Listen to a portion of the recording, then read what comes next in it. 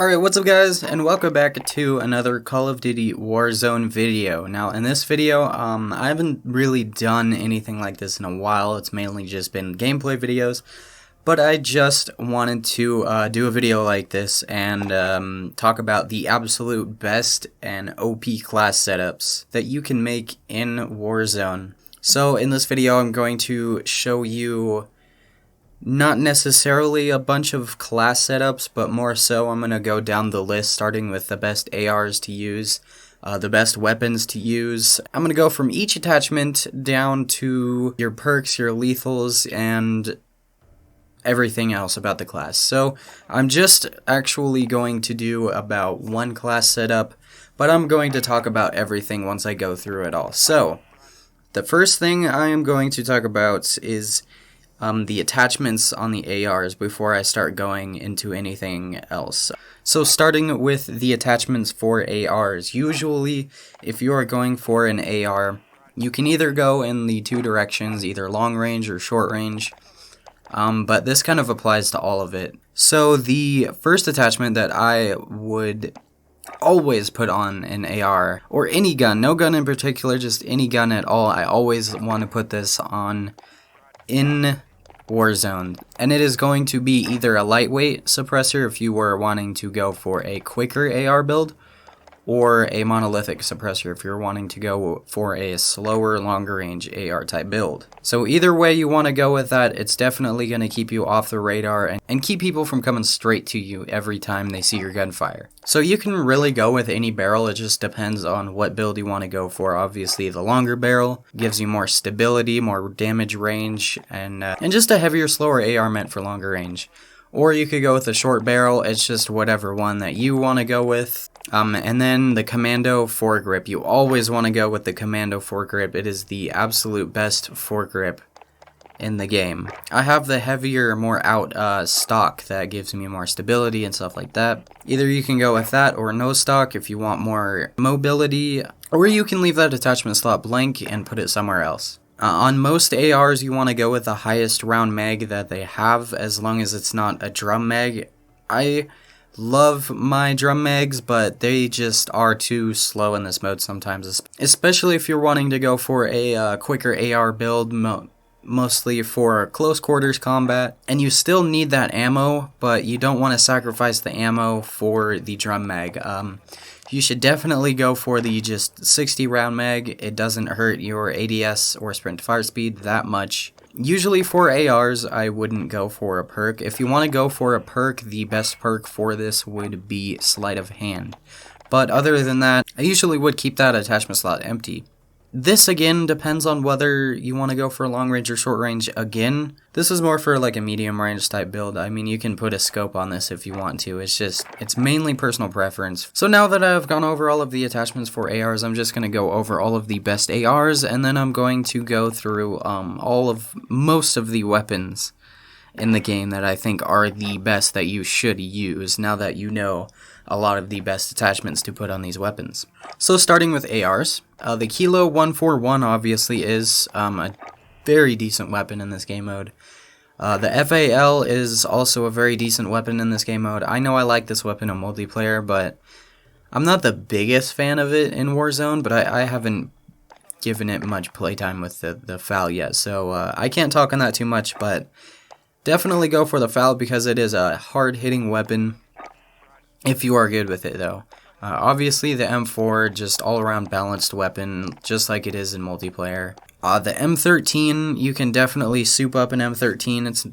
It's definitely going to be better than the stock M13 that you pick up off the ground. And then the Odin, again, just like the FAL, I haven't played around too much with it, but and logically, it seems like it will be a very good gun. So, the Odin is definitely on this list. The Ram 7, it handles a lot like the M4, but it doesn't quite have the range, but you can definitely soup it up to have more range if you want it to. And then the Grau, or the SIG, is a great AR. Now moving to the best SMGs, I know the AUG exclusive Ace, I watched that video. The AUG with the 5.56 is pretty good. I have used it a little bit. I wasn't liking it that much, and then I kind of started to like it again, but definitely, personally, for me, It's not my favorite weapon in Warzone, but at least give it a shot. It is a great weapon. It does have a good kill time. Next up, the MP5, the MP7.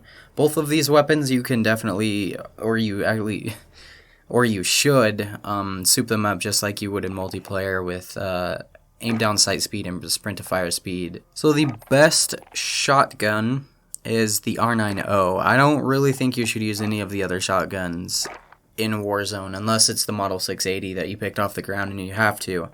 For the best LMGs, the PKM is definitely a solid gun, but if you're like me, you hate lugging around that big ass gun. So the Holger, very decent gun. It's very solid. If you soup it up more towards like a G36 kind of just AR type build, definitely is a very solid weapon. And for the sniper rifles, the best sniper rifles, I mean all three of them. The Dragunov is good. Most people lean towards the AX50 or the HDR, and those two are definitely better, but in a different type of way. But all in all three of them are definitely the best type of weapon that you can use.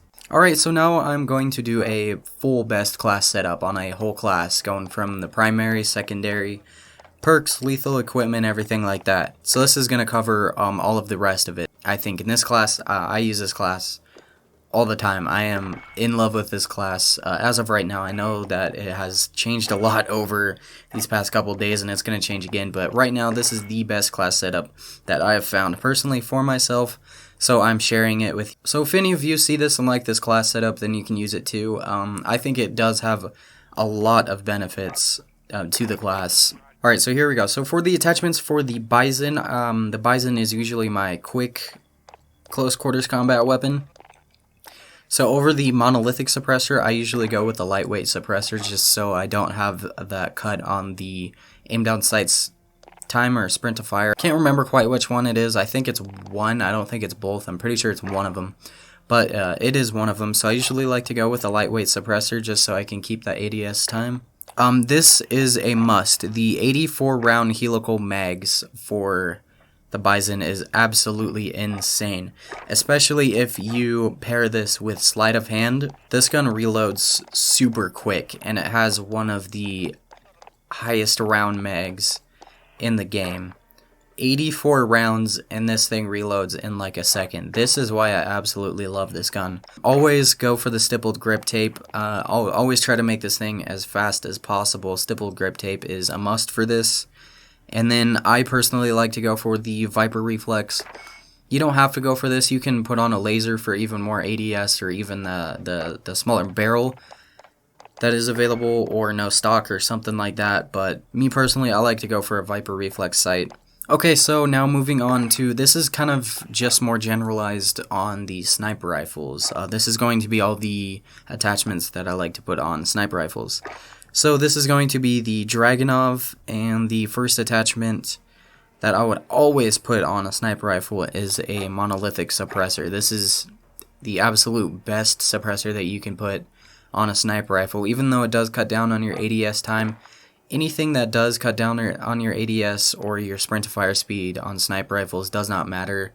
It is the complete opposite than multiplayer. You want the most range as possible, and you don't care about ADS time or sprint to fire speed. So the monolithic suppressor is going to give you even more range than you already have on sniper rifles. And then nothing on a barrel. Usually sniper rifles don't need that, but if you want the extended damage range, especially on the HDR, then definitely go for it. Next attachment will be the bipod. I always love putting bipods on every sniper rifle. For the Dragunov in particular, I went with the 20 round mags just so I can just keep spamming if I want to. Next up for the perk, I usually like to go either for the presence of mind for that extended hold breath time, or I also like to go for focus sometimes for that flinch resistance. The flinch in this game is insane, and it is nice to have that flinch resistance. So there are only two perks in Perk 1 that I would ever really use in Warzone, which are either Cold-Blooded or Quick Fix. Cold-Blooded, first off, because so many damn people use thermals to try to find people on the map. And also, Cold-Blooded does not trigger High Alert warning. I know a lot of people have been using High Alert lately too, So quick fix is good if you're a very aggressive player and wanting to get a lot of kills. So perk 2 is going to be overkill. I mean, only overkill. Nothing else but overkill. Overkill is an absolute must. Moving over to perk 3, it is either going to be either amped or tracker. Tracker is sort of good in the right situations, but you don't have to have tracker. Tracker is not a must-have. Amped is very good, especially if you're using overkill. But those are going to be all the best perks. Now moving on to the best lethals. So personally, my favorite lethal is thermites. They're good for killing downed players that are behind in corners, behind doors, and stuff like that. It's great for cutting off areas, just like a Molotov. Molotov is good for this. So is a C4 and a Semtex. It's mainly just whatever your personal preference is. Now, what isn't personal preference is the tacticals. So the absolute best tactical is a heartbeat sensor. It is absolutely OP. And I've heard a lot of people recommending Stim and thinking that Stim is good. I personally don't really think Stim is that great, just because your health does regen in like 5 seconds after losing it. It's time that I could ever really see Stim becoming like so goddamn useful is just if you're in the storm and you're about to die and you need to take that Stim. But other than that, heartbeat sensor, I mean, beats it out by miles. The heartbeat sensor is so useful. Alright, but anyways, that's going to be the video. That was the absolute best OP class setups that you can make in Warzone. So hopefully you can give some of these a try at least, and let me know what you think about it down in the comments section below. So thank you guys for watching, and I'll see you guys next time.